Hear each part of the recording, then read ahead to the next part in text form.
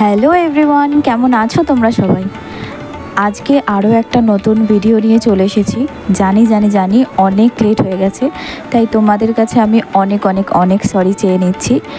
আমার দাদার বিয়ের সিরিজের যে ব্লগগুলো আমি পরপর পোস্ট করছিলাম, সেগুলোর এটাই হলো শেষ ভিডিও এবং এটা আমার পরের সপ্তাহতেই আনার কথা ছিল, কিন্তু কিছু সমস্যার জন্য আমি আনতে পারিনি, তাই অনেক সরি চেয়ে নিচ্ছি আবারও।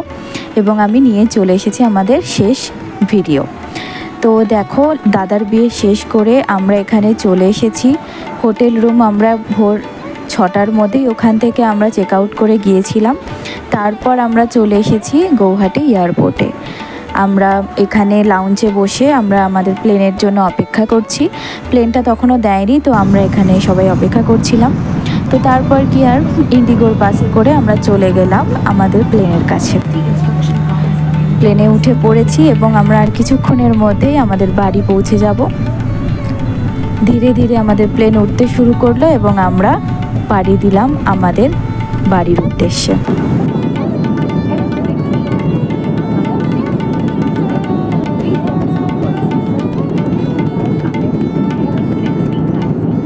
মাঝ আকাশ থেকে নীল আকাশকে দেখা, তার অনুভূতি অনবদ্য। আমরা ল্যান্ড করে গেলাম আমাদের গন্তব্যে, অর্থাৎ আমাদের বাড়ির উদ্দেশ্যে। এরপর আমাদের প্রধান কাজ যে বাড়ি গিয়ে আরও কি করতে হবে, কারণ এরপরই শুরু হবে বধূবরণ এবং তৎসংলগ্ন আরও অনেক কিছু আয়োজন। তাই আমরা সবাই গাড়ির মধ্যে আলোচনা করে নিচ্ছিলাম পরপর কি করতে হবে সেটা।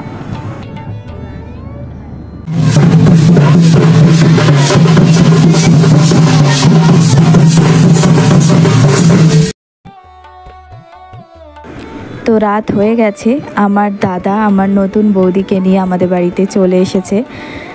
দাদা বৌদিকে স্বাগত জানানোর জন্য আমরা এখানে বেশ কিছু আয়োজন করেছিলাম। বৌদি আমাদের বাড়িতে প্রথম আসছে, তো তাই জন্য বৌদির আসাতে যেন কোনো রকমের ত্রুটি না থাকে এবং সেও যেন আমাদের বাড়িতে এসে স্পেশাল ফিল করে, সেই দিকটাই দেখা ছিল আমাদের মূল বিষয়। এর জন্য আমরা ঘোড়ার গাড়ির ব্যবস্থা করেছিলাম, এটা আমার কাকিমার খুব ইচ্ছে ছিল, এবং তার সাথে রাখা হয়েছিল সাঁওতালি নৃত্য।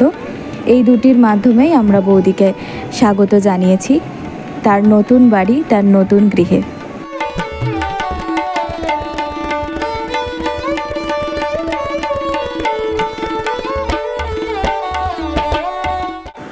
দাদাদের আস্তে আস্তে বেশ অনেকটাই রাত হয়ে গিয়েছিল, কারণ ওদের ফ্লাইট প্রায় 1.5 ঘন্টা ডিলে ছিল। শুধু ফ্লাইটের জার্নি নয়, বিয়ে মানেই একটা অনেক দিনের ধকল বলতে পারো। তো তাই জন্য একদম আগের দিন, বিয়ের দিন সকাল থেকে শুরু হওয়া একটা অনুষ্ঠান, এবং তার মধ্যে থেকে বর কনে বিশেষ করে তাদের যাওয়া, এবং রাত্রি শেষে বিবাহ, এবং তার পরবর্তীতে নতুন গৃহে প্রবেশ করা। এই যে এতটা সময়, তার মধ্যে আবার এতটা জার্নি, এইগুলো সব মিলিয়ে ওরা খুব ক্লান্ত ছিল। তো আমরা চেষ্টা করছিলাম ওদের যতটুকু কমফোর্ট ফিল করানো যায় ততটুকু করতে। এই মুহূর্তে যে ভিডিওটা তোমরা দেখছো, এটার কোয়ালিটি একটু অন্যরকম পেতে পারো। তার কারণ হলো, এই ভিডিওটি আমার ফোন থেকে করা নয়, আমার মায়ের ফোন থেকে করা হয়েছে।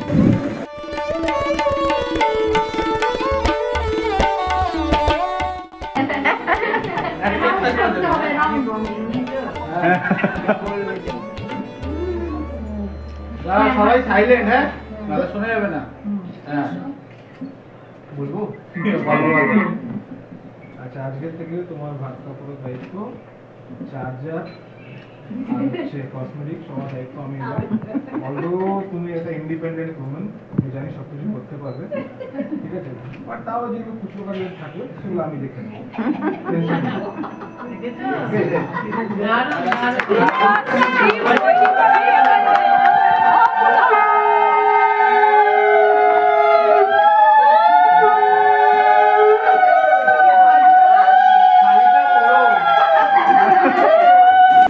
দিদির গৃহপ্রবেশের কিছু ক্লিপ আমার এখানে রাখার ইচ্ছা ছিল, কিন্তু আমার ফোনটা অন্য কাজে ব্যস্ত থাকায় আমি সেটা করতে পারিনি সেই মুহূর্তে, এবং অন্য একটু কাজে ব্যস্ত হয়ে পড়েছিলামও।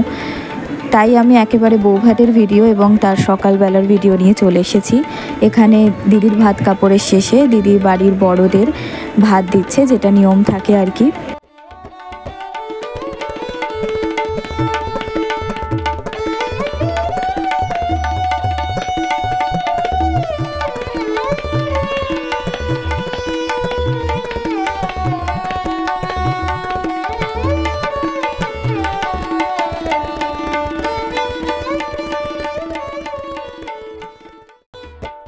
তো আমি চলে এলাম একেবারে রাত্রে, রিসেপশনের রাত্রের ভিডিও নিয়ে। তো এই ভিডিওটি যখন করা হচ্ছিল তখন লোকজন প্রায় আসেইনি বলা যায়, খুব অল্প সংখ্যক কিছু লোকজন ছিল এবং তাই জন্যই এই হলের পুরো ভিডিওটা নেওয়া সম্ভব হয়েছে এত সুন্দর করে। যদিও এই ভিডিও এবং তারপরে যে ভিডিওগুলো তোমরা দেখবে সেগুলো আমার ফোন থেকে তোলা নয়, কারণ আমি সেই মুহূর্তে হলে এসে পৌঁছাতে পারিনি। দাদার বিয়ে বলে কথা, একটু সাজুগুজু না করলেই নয়, তো ওই কাজে আমি ব্যস্ত ছিলাম। তো পরবর্তী সময় আমি এসে উপস্থিত হই এবং সেই সময় অনেক লোকজন চলে এসেছিল। তো আমার ইচ্ছা ছিল যে একটু ভিডিওটা করার, যে যখন হলে কেউ থাকবে না বা ফাঁকা হল থাকবে তাহলে আমি তোমাদের হলটি কেমন সাজানো হয়েছে সেটা দেখাতে পারবো।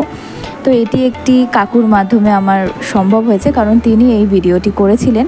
আমি তার থেকে জোগাড় করে তোমাদের এই ভিডিওটি দেখাচ্ছি।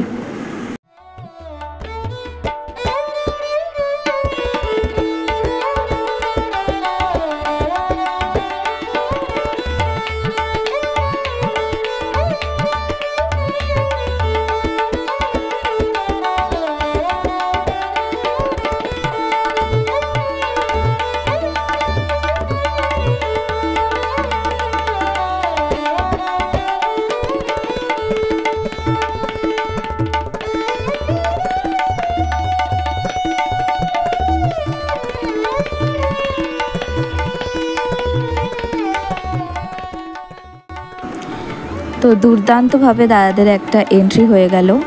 আমরা ভাই বোনেরা এই যেভাবে আর কি এন্ট্রিটার প্ল্যানিং করেছিলাম, এন্ট্রিটা ঠিক সেরকমভাবেই এক্সিকিউট করা হয়েছে।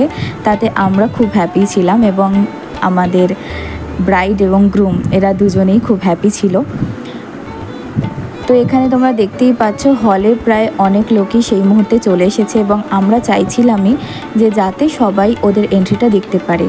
হিসেব মতন ব্রাইড এবং গ্রুম তো প্রথমের দিকে আসার কথা, তো আমরা ওদের এন্ট্রিটা এমনই একটা সময় রেখেছিলাম যে সময়টায় প্রায় অনেক লোকজন চলেও আসবে, তাহলে তারা দেখতে পাবে এবং জিনিসটাকে এনজয়ও করতে পারবে। তো এই এন্ট্রির সমস্ত কৃতিত্বই কিন্তু হলো আমার ছোটদার, কারণ কি এই জিনিসগুলোকে সব কিছু সেট করা এবং এই যে ওদের এন্ট্রির সময় একটা বলিউড গানও বাজছিল, যেটি খুবই জনপ্রিয় একটি গান এবং ওদের এই সিচুয়েশনের সাথে খুব ভালো যায়। তো এইগুলো একদম ঠিকঠাক জায়গায় বাজানো, এই সমস্ত কিছুর দায়িত্ব ছিল আমার ছোটদার হাতে। তো ও একদম খুব ভালোভাবে কাজটা করতে পেরেছে।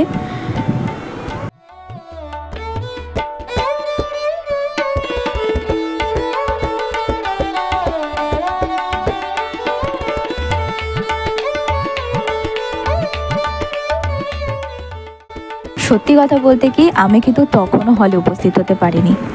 কারণটা আর বলে কি লাভ, কারণ হলো ওই আর কি সাজগোজ করতে করতে দেরি হয়ে গেছিলো একটু, মেয়েদের যা হয়। তো আমি কিন্তু একদম ওদের এন্ট্রির ঠিক পরপরই হলে চলে এসেছিলাম এবং আসার পরে আমাকে আমার বাড়ির সবাই বলছিল আমি কেন এত লেট করলাম। তো লেট হয়ে গেল আর কি বলবো, আমার আর দেখা হলো না ওদের এই এন্ট্রিটা, কিন্তু আমি এই সমস্ত ভিডিওগুলোর মাধ্যমে এগুলো দেখে নিয়েছি এবং খুবই আপ্লুতও হয়েছি যে আমরা যেরকম প্ল্যান করেছিলাম ঠিক সেরকমই হয়েছে, বরং ওর থেকে আরও ভালো হয়েছে। গানটার জন্য তো জিনিসটা ওই মুহূর্তটাকে খুবই স্পেশাল, খুবই অন্যরকম মনে হচ্ছিল।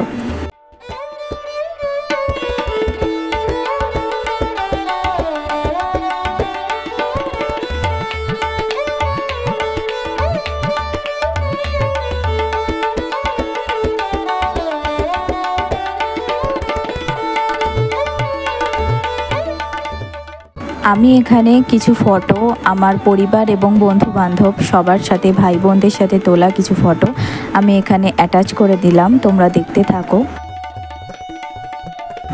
তো এই ভিডিওটির মাধ্যমেই আমি শেষ করছি আমার দাদার বিয়ের ভিডিও সিরিজ।